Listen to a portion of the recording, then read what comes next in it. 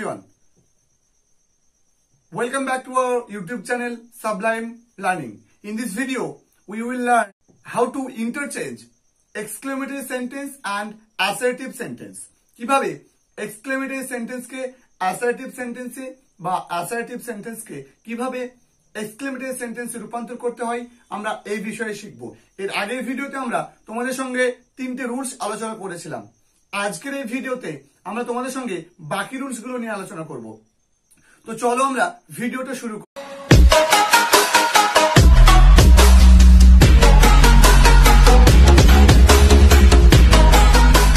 তো প্রথমে আমরা তোমাদের জন্য যে রুলসটা সাজিয়েছি সেটা হচ্ছে, যদি কোনো একটা বাক্য হুররা দিয়ে শুরু হয়, হুররা মানে আনন্দ প্রকাশ পাই, তাহলে আমরা সেই হুররার জায়গাতে হুররার বদলে আমরা কি ইউজ করব? It is a matter of joy. আমরা এই যে সেন্টেন্সটা ইউজ করব, তারপর আমরা দ্যাট ইউজ করব এবং ঠিক হুররার পরে বাক্যটা যেটা থাকবে সেই বাক্যটা আমরা সেম টু সেম লিখব। এরপরে দেখো, বা আমরা হুররার জায়গাতে ইট ইজ রিজয়েস দ্যাট, তারপরে আমরা বাক্যটা যেমন থাকবে ঠিক তেমনটা দেখে দেখে লিখব। তো এই হচ্ছে তোমাদের রুল নম্বর 4। এবার দেখো উদাহরণ, হুররা we have won the match. কি মজা, আমরা ম্যাচটা জিতে গেছি। তার মানে কি কি বলতে পারি আমরা?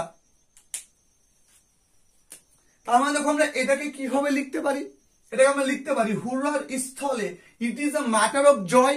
আমি একটা it is a matter of joy দিয়ে লিখবো এবং নেক্সট এক্সাম্পলটা আমরা ইট ইজ রিজয়েস দিয়ে লিখবো। তোমরা যে কোনো একটা ইউজ করতে পারো। তাহলে আমরা কি করব? It is a matter of joy. It is a matter of joy that we have won the match. It is a matter of fact. It is a matter of joy that we have won the match. এরপরে দেখো আবার একটা আছে হুররা we got a kid prize. কি মজা, আমি একটা kid prize পেয়েছি। তো এই যে বাক্যটা আমরা হুররার জায়গাতে জাস্ট আমরা ইট ইজ রিজয়েস ইউজ করব। তার মানে কি ইট ইজ রিজয়েস দ্যাট। ঠিক তারপরে বাকি বাক্যটা আমরা দেখে দেখে তুলব। কি করব? We got a kit prize. We got a kit prize. তো এই হচ্ছে তোমাদের রুলস। আমরা ঠিক এই যে ইট ইজ রিজয়েস থাকলে আমরা ঠিক সেম টু আমরা এই ইট ইজ রিজয়েসের জায়গাতে আমরা হুররা ইউজ করব, তাহলে আমাদের সেন্টেন্সটা এক্সক্লেমেটরি হয়ে যাবে। তো চলো আমরা নেক্সট উদাহরণটা দেখি, নেক্সট আমরা রুলটা দেখি। তো নেক্সট রুলটা হচ্ছে, যদি কোনো একটা বাক্য ও দ্যাট দিয়ে শুরু হয়, তাহলে আমাদেরকে সেই ও দ্যাটটাকে রিপ্লেস করতে হবে কোন শব্দটা দিয়ে?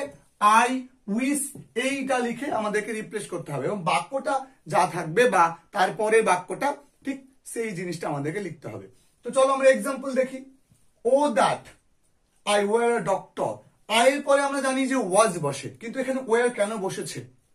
এটা আমরা অবাস্তব, যখন কোনো একটা বিষয় বা কোনো একটা ইচ্ছা বা কোনো একটা কিছু আমরা অবাস্তব বলবো, আমি যদি কোনোদিন পাখি হতাম, আমি আকাশে উঠতাম, তার মানে কি যে হতাম, মানে আমি কখনো পাখি হতে পারবো না। একটা অবাস্তব কল্পনা বা একটা অবাস্তব ইচ্ছা আমি নিজের মধ্যে রেখেছি এবং সেটাকে আমি এক্সপ্রেস করছি, তখন আমাকে অজের বদলে আমাকে কিন্তু ওয়ারটা ইউজ করতে হবে, যার মাধ্যমে আমরা বুঝবো যে সেটা একটা অবাস্তব কল্পনা মাত্র। তাহলে ও দ্যাট, এই ও দ্যাটের জায়গাতে আমাদের কি করতে হবে? ও দ্যাটের জায়গাতে আমাদের লিখতে হবে I wish I were a doctor. দেখো সেম টু সেম যা ছিল আমি হুবহু লিখে দিয়েছি। O I wish I were a doctor, এইটুকু আমরা জাস্ট ইউজ করব, ব্যাস। এরপরে দেখো সেম রুলস, ও দ্যাট, এই ও দ্যাট না থেকে যদি ও হোয়াট থাকে, ও হোয়াট, তাহলে আমরা কি করব? তাহলে আমরা ওই ও হোয়াটটাকে আমরা গ্রেট দিয়ে রিপ্লেস করব। তাহলে কি হবে? O what misery is in store for me, অর্থাৎ কি দুর্দশা আমার জন্য সংগৃহীত হচ্ছে বা জমা হচ্ছে। তার মানে কি এই যে ও হোয়াট, মানে আমরা এখানে কি লিখবো? Just great misery is in store for me. মানে এই জায়গাতে বলতে চাইছে যে আমার জন্য কোনো একটা বিশাল কিছু একটা দুর্দশা আমার জন্য কি হচ্ছে, মজুত হচ্ছে বা স্টোর হচ্ছে। তো দেখো আমরা এবার রুলস নাম্বার 7 আলোচনা করব। এই রুলস নাম্বার 7-এ আমরা বেশ কিছু উদাহরণ নিয়েছি, যে উদাহরণগুলো প্রায় একই রকম ভাবে হয়। আমরা উদাহরণগুলো দেখব এবং বিষয়টা বোঝার চেষ্টা করব। দেখো, যদি কোনো একটা বাক্য হ্যাড আই বিন বা ওয়ার আই প্লাস যা হতাম মানে যদি আমি কিছু একটা হতাম কিন্তু বাস্তবে আমি হইনি বা কখনো হতে পারবো না, আমি ইচ্ছা প্রকাশ করছি যে আমি যদি পাখি হতাম, আমি কিন্তু কখনো পাখি হতে পারবো না, কিন্তু আমি সেই ইচ্ছাটা প্রকাশ করছি। এই ধরনের সেন্টেন্স গুলোর ক্ষেত্রে, বা দেখো ইফ আই ওয়ার প্লাস যা হতাম বা would that I were plus যা হতাম, এই 4 ধরনের প্যাটার্নের বাক্যর মিনিং কিন্তু একই দাঁড়ায়। অর্থাৎ যদি আমি হতাম কিছু একটা, পাখি হতাম বা গায়ক হতাম বা কিছু একটা হতাম, কিন্তু জানি যে আমি সেটা হতে পারবো না, তবু আমি ইচ্ছা প্রকাশ করছি। এই ধরনের সেন্টেন্স গুলো বা এই ধরনের এক্সক্লেমেটরি সেন্টেন্স গুলোকে আমাদেরকে অ্যাসার্টিভে নিয়ে যেতে গেলে আমাদের একটা বিশেষ প্যাটার্ন মেনটেন করতে হয়। সেই প্যাটার্নটা কি? I wish I war, I wish I war আমরা ইউজ করব এবং তারপরে আমরা বাকি বাক্যটাকে আমরা প্লাস যা হতাম অর্থাৎ হ্যাড আই বিন প্লাস যা হতাম যে অর্থটার মাধ্যমে প্রকাশ পাবে সেই শব্দটাকে বাদ দিয়ে বাকি জায়গাটার বদলে আমরা কি করব? I wish I were. তাহলে লেটস টেক সাম এক্সাম্পল।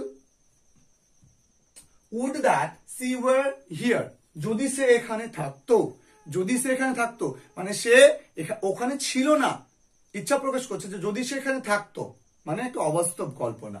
তার মানে এই যে উড দ্যাট, এই দেখো would that plus I were যা হতাম, এখানে কিন্তু সি ওয়ার আছে, তার মানে আমরা জাস্ট আই উইশ ইউজ করব। তাহলে আমরা কি বলবো? I wish she were here, she were here আমরা এইরকম ইউজ করবো। কেন? কারণ এখানে সি ওয়ারটা আছে। উড দ্যাট এর বদলে আমরা আই উইশটা ইউজ করব। এবার নেক্সট দেখো, had I been a king, যদি আমি একটা রাজা হতাম, এইটা কি করব? আমরা জাস্ট আই উইশ দিয়ে শুরু করব। আই উইশ, হ্যাড যেহেতু বাক্যের আগে এসে শুরু হয়েছে, আমরা উইশ দিয়ে শুরু করলাম। যেহেতু এখানে বিন আছে, মানে বিন মানে বি ভার্ব, তাহলে আমরা এখানে কি করব? সাবজেক্ট আই ছিল, আইটা রেখে দিলাম। কি হতাম? ওয়ার, এখানে লিখবো কি? আমরা ওয়ার লিখবো, কারণ আমরা বলেছিলাম প্যাটার্নটা আই উইশ আই ওয়ার, কিন্তু এখানে সি ছিল, তাই আমরা এখানে কিন্তু সিটা ইউজ করেছিলাম। তাহলে I wish I were a king, I wish I were a king. Next দেখো, had you but completed your education, had you but completed your education, মানে এখানে দেখো এই যে হ্যাড আছে, যে শুরু হচ্ছে, যদি তুমি তোমার had you but completed your education, যদি তুমি তোমার এডুকেশনটা শেষ করে ফেলতে, মানে তুমি এখনো শেষ করতে পারোনি বা তোমার শেষ করাটা কমপ্লিট হয়নি। ধরো কোনো একটা কিছু বলছে, যদি তো তোমার পরীক্ষাটা শেষ হয়ে যেত খুব ভালো হতো, মানে কি তোমার পরীক্ষাটা কিন্তু শেষ হয়নি, বা সামনে পরীক্ষা যদি আগে শেষ হয়ে যেত, আগে কিন্তু শেষ হবে না, পরীক্ষাটা একটা নির্দিষ্ট শিডিউল মেনেই কিন্তু হবে। তার মানে এই ধরনের প্যাটার্ন গুলোকে আমরা আই উইশ আই ওয়ার দিয়ে লিখবো। তার মানে এখানে আমরা কি করবো? আই উইশ দিয়ে শুরু করবো। আই উইশ, মেনলি আই উইশটা মনে রাখবো আমরা, আই উইশ। তাহলে আই উইশ, তারপর দেখো you but completed your education, I wish কি করবো? আমরা জাস্ট ইউ লিখবো, আই উইশ ইউ। তারপর যেহেতু এখানে কমপ্লিটেড আছে, তার জন্য আমরা কি করবো? Had, I wish I had completed your education, I wish you had completed your education। আমি ইচ্ছা প্রকাশ করি বা আমি আশা করি যে তুমি তোমার পড়াশোনাটা কমপ্লিট করে ফেলেছো। এবার দেখো, যদি ওই প্যাটার্ন বাদ দিয়ে অন্য প্যাটার্ন থাকে, কিন্তু সেটার মাধ্যমেও যা হতাম এরকম একটা অর্থ প্রকাশ পাই, তখন আমরা এই প্যাটার্নটাকে ফলো করব। তার জন্য আমরা এই 6 নম্বর রুলে আমরা কিন্তু এই বাকি যে 4টে উদাহরণ, এই উদাহরণগুলো আমরা লিখে রেখেছি। চলো কিভাবে পরিবর্তনটা হচ্ছে সেটা আমরা লক্ষ্য করি। O to be a queen, O to be a queen মানে কি? আমি যদি রানী হতাম, এই অর্থটা প্রকাশ পাচ্ছে। তাহলে আমরা কি লিখবো?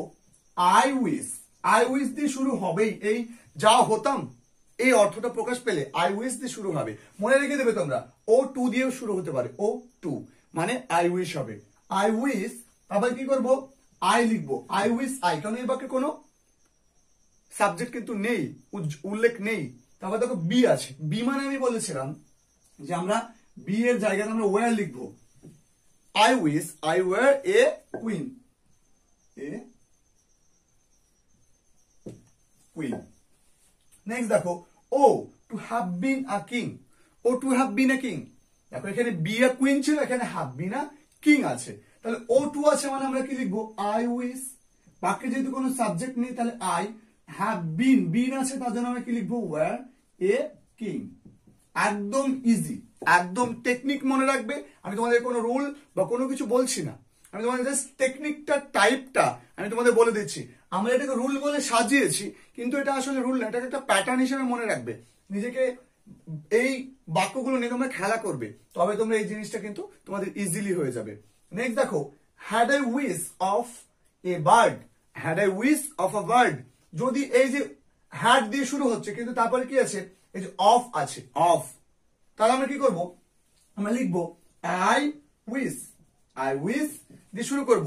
আই ওয়্যার বার্ড, কি লিখবো I were a bird, I were a bird. এবার নেক্সট দেখো how foolish of me to ask for money, how foolish, তার মানে কি লিখবো আমরা হাউ ফুলিশ। এবার দেখো